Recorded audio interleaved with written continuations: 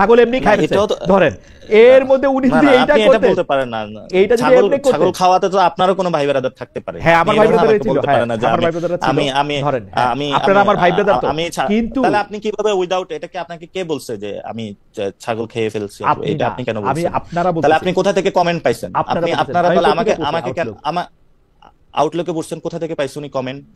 আপনার আপনি এই কথাটা আমাকে বললেন কেন? আপনার সাথে যে ছিল তিনি বলছেন যে এটা করছেন। আমি আপনাকেও এই প্রশ্ন করছিলাম যে আপনার কি এটা জানেন কিনা, আপনি বলছেন যে এটা খাওয়া দাওয়া হয়েছে, এটা খাওয়া দাওয়া হয়েছে।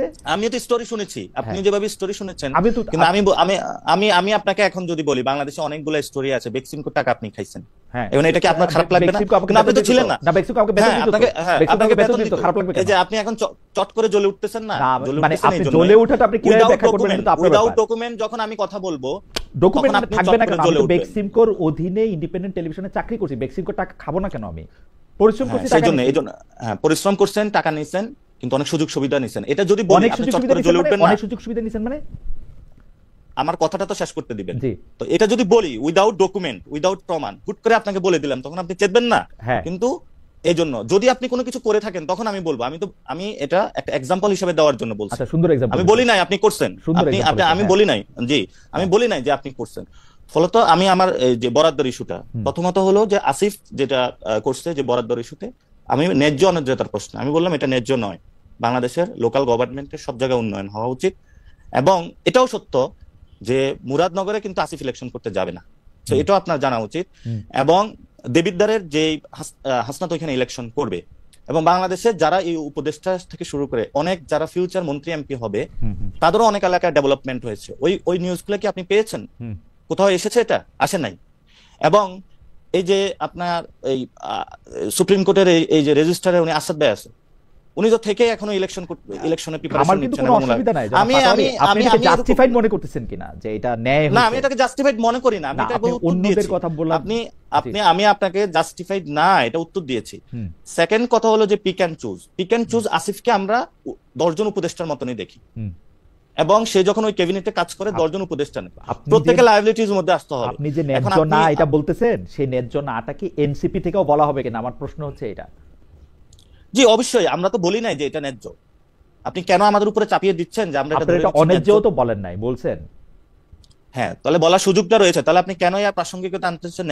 আপনি কেন ধরে নিচ্ছেন যখন বলতেছেন যে কয়েকজন উপদেষ্টার বিরুদ্ধে আপনি দুর্নীতির অভিযোগ শুনতেছে? আমার সরাসরি প্রশ্ন ছিল যে এদের মধ্যে ছাত্র উপদেষ্টারা এটার মধ্যে এক্সেম্পটেড কিনা। আপনি বলছেন যে এটা এক্সেম্পটেড না, তাদেরকে ব্যাপারে ওই কথা বলা হবে, তো তাদেরকে এই কথা বলা হলে। এবং আপনি যখন প্রশ্নটা এনেছেন তখন আমি বলছি ইটস নট ফেয়ার যে আপনি যদি সরকারি বাজেটে আপনার ধরেন সরকারি বাজেটে 100 টাকা আছে, এটা ওয়েল ডিস্ট্রিবিউটেড হওয়া প্রয়োজন, এবং কেউ যদি কোনো বাজেট বেশি নিয়ে নির্বাচনী কাজে ইনফ্লুয়েন্স করে, আমি এটাকে ন্যায্য মনে করতে, আমি এটা জীবন আমার বৈধ, আমি পলিটিক্স ছেড়ে দিব, আমি এই জগতে আসবো না, কিন্তু আমি কখনো এটাকে বৈধ বলতে পারবো না। এবং এই যে সিস্টেমটা, not only this incident, this happening last 53 years. এখন যারা নতুন বন্দোবস্তর কথা বলে তাদেরও কাজটা করা উচিত না, এবং আমি এটা কখনোই সাপোর্ট দিতে পারবো না। সে আমার বাপ, ভাই, সে ছাত্র প্রতিনিধি হোক, কে হোক, আমি এই ধরনের যদি এটা অন্যায্য কোনো কিছু আমি সাপোর্ট দিতে পারবো না। আপনি আপনি আপনি আপনি তাদের সাপোর্ট দিতে পারবেন না, এবং যারা ছাত্র উপদেষ্টা আছেন আপনি বলতেছেন যে এই ছাত্র উপদেষ্টা এই জায়গা থেকে ইলেকশন করবেন না, কিন্তু তিনি বরাদ্দের চেয়ে বেশি বরাদ্দ দিতেছেন, এটা আপনি ন্যায্য মনে করতেছেন না। আমি আবারও আপনাকে প্রশ্ন আমি ন্যায্য মনে করি না। আপনি যদি আমি আবারও আপনাকে প্রশ্ন করতেছি যে আপনাদের দলে এই ব্যাপারটা নিয়ে আলোচনা হয়েছে কিনা, দলও এটাকে ন্যায্য মনে করে না কিনা? কারণ যেহেতু না, এটা আমাদের অধিকাংশ মেম্বারের ন্যায্য। অনেকেই আমাদেরকে প্রশ্ন করেছে, যেহেতু আমরা লিডারশিপে রয়েছে, যে তাহলে আমাদের এলাকায় কেন উন্নয়ন হলো না। আমরা কোনো তাদেরকে সদুত্তর দিতে পারি নাই। এবং নট অনলি দ্যাট, আপনি আমাদের আরেকজন ছাত্রদের মধ্যে থেকে উপদেষ্টা হয়েছেন মাহফুজ আলম, যদি তারা নতুন মাহফুজ আলমের এলাকায় কি এই ধরনের কোনো উন্নয়ন হয়েছে? হয় নাই।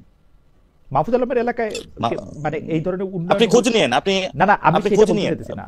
আমি এটা বুঝাতে চাচ্ছি, আপনি একটা জিনিস দ্বারা সবকিছু মানে সামগ্রিকভাবে যখন একটা জিনিস নিয়ে আসেন, তখন এমনি কিন্তু পিপল আমাদেরকে এই ধরনের মনে করে, যেমন আমাদের এলাকার মনে করে আমার BMW আছে, মার্সিডিজ আছে, এটা এক ধরনের, এটা কিন্তু সোশ্যাল ফেয়ারে বা বিভিন্ন জায়গায় এগুলো সম্মতি উৎপাদন করা হয়। অথচ যখন আমরা মানে এত কষ্ট করতেছি, যেমন আমি পার্সোনালি 1 টাকা দুর্নীতি করি নাই, তখন এগুলো আসলে শুনতে খারাপ লাগে। মানে আপনি যখন সামগ্রিকভাবে সবাইকে ঢুকিয়ে দিবেন, কিন্তু যেটা অন্যায্য আমি এটাকে অন্যায্যই বলবো। এটা কখনো আমি ন্যায্যতার প্রশ্ন আমি এটা বৈধতা, সেখান থেকে যদি দল থেকে এইভাবে হলো তাহলে দলকে আপনি তাহলে আমার তো জিজ্ঞেস করা উচিত যা কিছু হচ্ছে সবাই কেন আমরা কমেন্ট করি না। কিন্তু আমরা এটা বলি নাই যে যদি দুইটা এলাকায় বাংলাদেশের এক জায়গায় শুধু অয়েল ডিস্ট্রিবিউশন হয় আমি এটাকে অন্যায্য মনে করি, এবং যদি দল এটাকে না মনে করে আমি দল ছেড়ে চলে যাবো, কিন্তু আমি এটাকে ন্যায্যতা প্রশ্ন দিব না।